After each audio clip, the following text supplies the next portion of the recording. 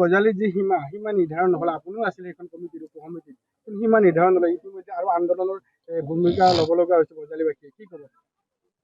হ'ব, কিয় নহ'ব? চৰকাৰে যিহেতু এই ক্ষেত্ৰত নিজে পদক্ষেপ লৈছে, সেইটো হ'ব। সময় হয়তো লাগিছে, নিশ্চয় হ'ব। ঠিক আছে। ৰাজনৈতিক মেৰপাকত সোমাই পৰিছে নেকি? নাই তেনেকুৱা কোনো কথা নাই। ৰাজনৈতিক মেৰপাকত দুখন জিলাৰ মাজৰ সীমা সোমোৱাটো কি কথা আছে? যি উপসমিতি আপোনালোকক গঠন কৰিছিলে, আজিলৈকে ৰাজহুৱা নহ'ল প্ৰতিবেদন, মানে চব কথাই চাই ৰাজহুৱাকে ক'ব লাগিব তেনেকুৱাও কথা নাই। গতিকে আলাপ আলোচনা হৈছে। আমিতো স্থানীয় ৰাইজৰ আমি মতামত আমি সংগ্ৰহ কৰিছোঁ, সেইখিনি আমি মাননীয় মুখ্যমন্ত্ৰীক জনাইছোঁ। গতিকে নিশ্চিতভাৱে সেই ক্ষেত্ৰত সময়ত যাৱতীয় ব্যৱস্থা। বজালী যি সীমা নিৰ্ধাৰণ নহ'ল, আপুনিও আছিলে এখন কমিটিৰ উপসমিতিত, কিন্তু সীমা নিৰ্ধাৰণ নহ'লে ইতিমধ্যে আৰু আন্দোলনৰ ভূমিকা ল'ব লগা হৈছে বজালীবাসীয়ে, কি ক'ব? হ'ব, কিয় নহ'ব? চৰকাৰে যিহেতু এই ক্ষেত্ৰত নিজে পদক্ষেপ লৈছে, সেইটো হ'ব। সময় হয়তো লাগিছে, নিশ্চয় হ'ব। ঠিক আছে। ৰাজনৈতিক মেৰপাকত সোমাই পৰিছে নেকি? নাই তেনেকুৱা কোনো কথা নাই। ৰাজনৈতিক মেৰপাকত দুখন জিলাৰ মাজৰ সীমা সোমোৱাটো কি কথা আছে? যি উপসমিতি আপোনালোকক গঠন কৰিছিলে, আজিলৈকে ৰাজহুৱা নহ'ল প্ৰতিবেদন, মানে চব কথাই চাই ৰাজহুৱাকে ক'ব লাগিব তেনেকুৱাও কথা নাই। গতিকে আলাপ আলোচনা হৈছে। আমিতো স্থানীয় ৰাইজৰ আমি মতামত আমি সংগ্ৰহ কৰিছোঁ, সেইখিনি আমি মাননীয় মুখ্যমন্ত্ৰীক জনাইছোঁ। গতিকে নিশ্চিতভাৱে সেই ক্ষেত্ৰত সময়ত যাৱতীয় ব্যৱস্থা। বজালী যি সীমা নিৰ্ধাৰণ নহ'ল, আপুনিও আছিলে এখন কমিটিৰ উপসমিতিত, কিন্তু সীমা নিৰ্ধাৰণ নহ'লে ইতিমধ্যে আৰু আন্দোলনৰ ভূমিকা ল'ব লগা হৈছে বজালীবাসীয়ে, কি ক'ব?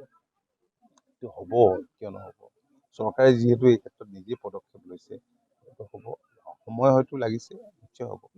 ঠিক আছে। ৰাজনৈতিক মেৰপাকত সোমাই পৰিছে নেকি? নাই তেনেকুৱা কোনো কথা নাই। ৰাজনৈতিক মেৰপাকত দুখন জিলাৰ মাজৰ সীমা সোমোৱাটো কি কথা আছে? যি উপসমিতি আপোনালোকক গঠন কৰিছিলে, আজিলৈকে ৰাজহুৱা নহ'ল প্ৰতিবেদন, মানে চব কথাই চাই ৰাজহুৱাকে ক'ব লাগিব তেনেকুৱাও কথা নাই।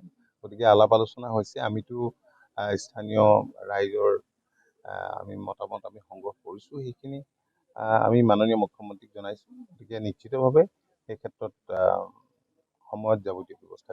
বজালী যি সীমা নিৰ্ধাৰণ নহ'ল, আপুনিও আছিলে এখন কমিটিৰ উপসমিতিত, কিন্তু সীমা নিৰ্ধাৰণ নহ'লে ইতিমধ্যে আৰু আন্দোলনৰ ভূমিকা ল'ব লগা হৈছে বজালীবাসীয়ে, কি ক'ব? হ'ব, কিয় নহ'ব? চৰকাৰে যিহেতু এই ক্ষেত্ৰত নিজে পদক্ষেপ লৈছে, সেইটো হ'ব। সময় হয়তো লাগিছে, নিশ্চয় হ'ব। ঠিক আছে। ৰাজনৈতিক মেৰপাকত সোমাই পৰিছে নেকি? নাই তেনেকুৱা কোনো কথা নাই। ৰাজনৈতিক মেৰপাকত দুখন জিলাৰ মাজৰ সীমা সোমোৱাটো কি কথা আছে? যি উপসমিতি আপোনালোকক গঠন কৰিছিলে, আজিলৈকে ৰাজহুৱা নহ'ল প্ৰতিবেদন, মানে চব কথাই চাই ৰাজহুৱাকে ক'ব লাগিব তেনেকুৱাও কথা নাই। গতিকে আলাপ আলোচনা হৈছে। আমিতো স্থানীয় ৰাইজৰ আমি মতামত আমি সংগ্ৰহ কৰিছোঁ, সেইখিনি আমি মাননীয় মুখ্যমন্ত্ৰীক জনাইছোঁ। গতিকে নিশ্চিতভাৱে সেই ক্ষেত্ৰত সময়ত যাৱতীয় ব্যৱস্থা। যিকোনো খবৰৰ বাবে যোগাযোগ কৰক 7099017330 লগতে 7099017110 নম্বৰত।